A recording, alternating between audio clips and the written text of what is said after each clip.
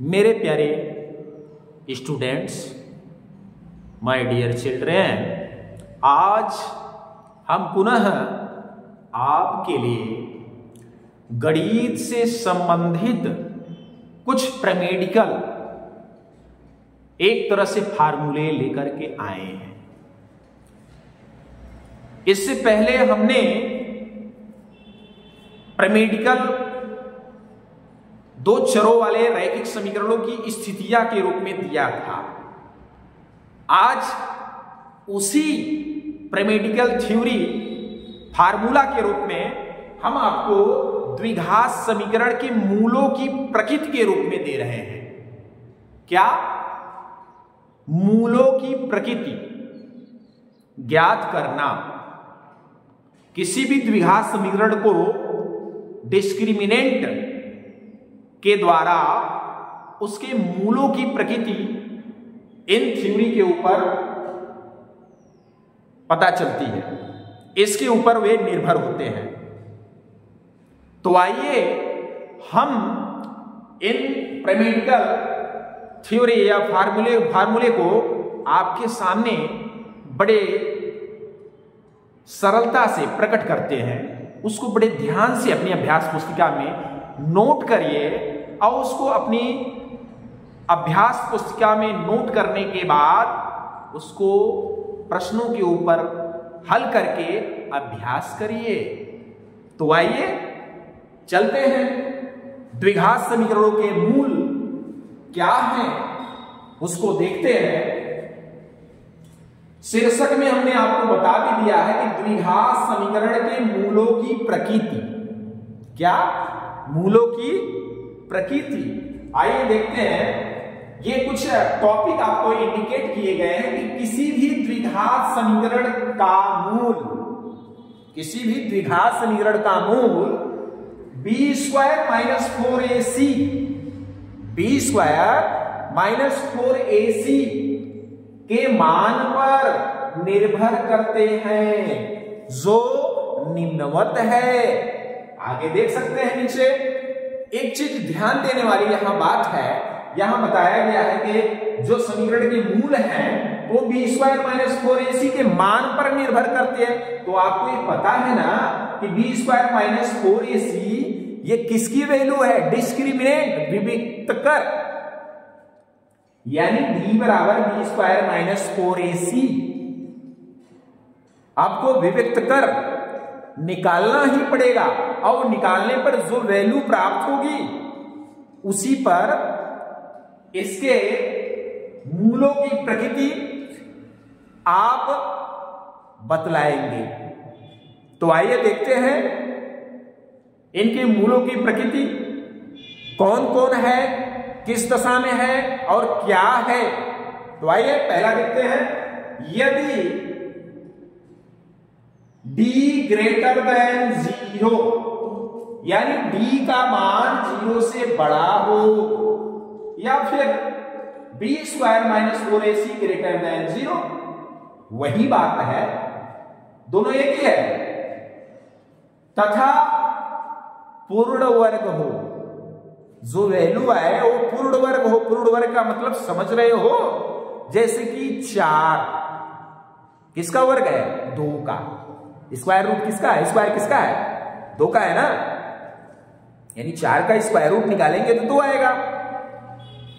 इसके अलावा 9, 16, 25 कुछ इस तरीके से अगर आते हैं तब, यानी पूर्ण वर्ग हो, तो समीकरण के मूल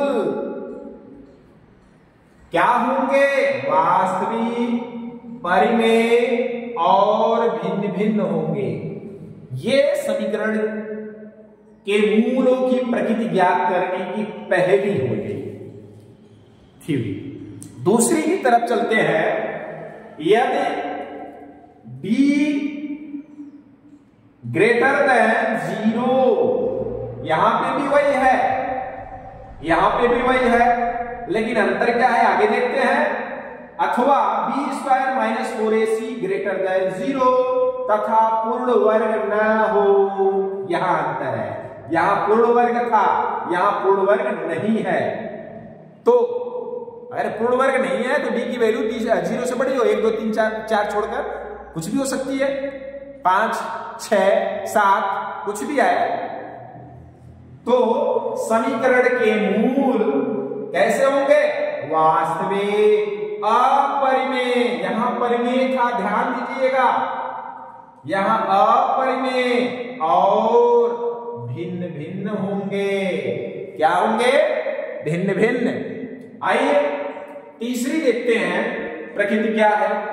यदि d बराबर 0, यानी d की वैल्यू 0 हो, 0 के बराबर हो, अथवा यूं कहिए कि b स्क्वायर माइनस 4ac बराबर 0, तो समीकरण के मूल वास्तविक और समान होंगे।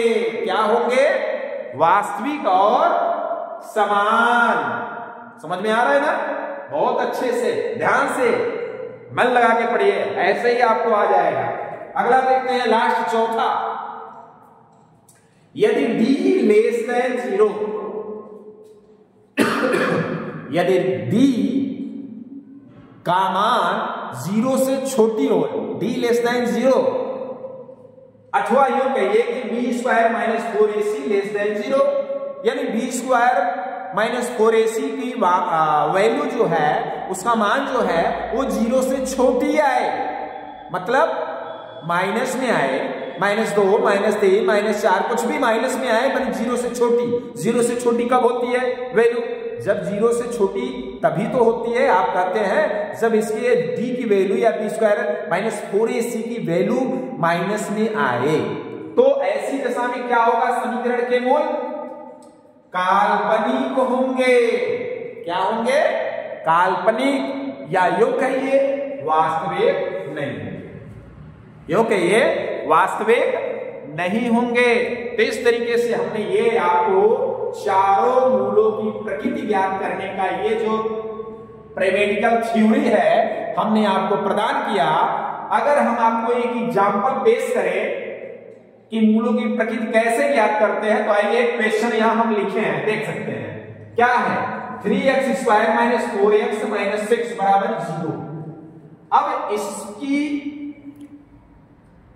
इस प्रश्न के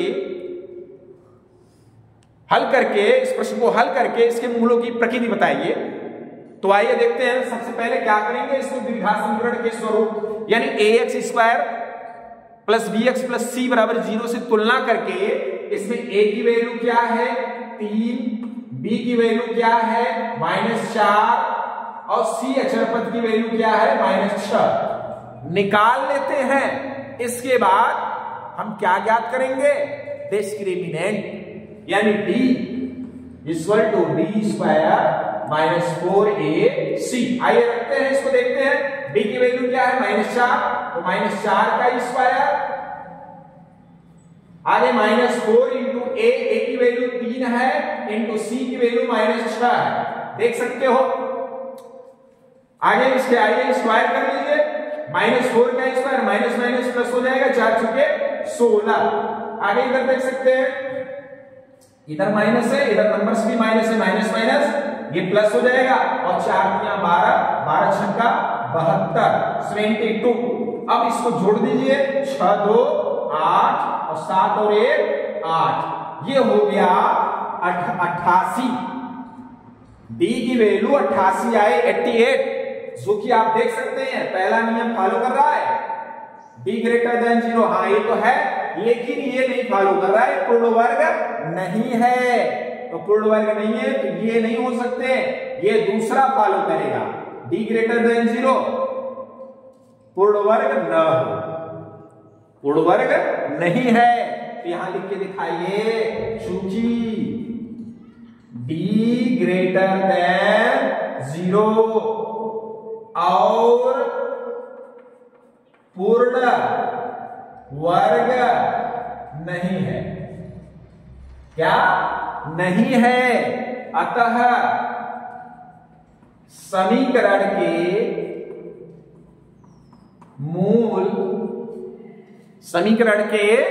मूल क्या होंगे देख सकते हैं। दूसरा, वास्तविक, अपरिमेय, भिन्न भिन्न।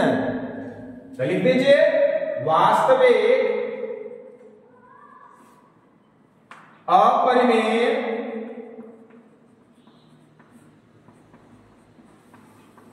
भिन्न भिन्न होंगे।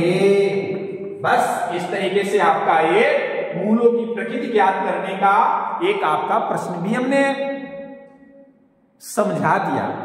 तो हमें उम्मीद है कि ये द्विघात समीकरण के मूलों की प्रकृति ज्ञात करने का ये जो हमने थ्योरी, प्रैक्टिकल थ्योरी दिया है, वो आपको बहुत अच्छे ढंग से समझ में आया है ना। अब अगर इसके अलावा और भी एग्जाम्पल से आप मूलों की प्रकृति ज्ञात करना चाहते हो तो हमें एक दो एग्जाम्पल यहां दे देते हैं। देखिए ये दूसरा एग्जाम्पल लिख लेते हैं। क्या 3x square minus 2x plus 3 बराबर 0। तीसरा 2x square minus 4x plus 3 बराबर 0। आप इन दोनों को भी हल करके इसको पता कर लीजिए कि इसकी प्रकृति क्या होगी। हल एकदम सेम यही क्राइटेरिया करिएगा। हाँ, तो हमें उम्मीद है मेरे प्यारे बच्चों यह वीडियो आपको बहुत अच्छी लगने वाली है और इसके जो भी कंटेंट है वो आपको बहुत पसंद आने वाले हैं। तो आप इस वीडियो को देखिए और इसको ढेर सारा प्यार दीजिए। हाँ, और अगर आपको वीडियो अच्छी लगे तो शेयर, लाइक और सब्सक्राइब करिए और अपने मित्र, यार, दोस्तों को भी इसको भेजिए ताकि उनको भी इससे लाभ मिले। तो अब हम यह वीडियो इसी पे समाप्त करते हैं। तब तक के लिए, जब तक हम दूसरे वीडियो मिलेंगे, जय।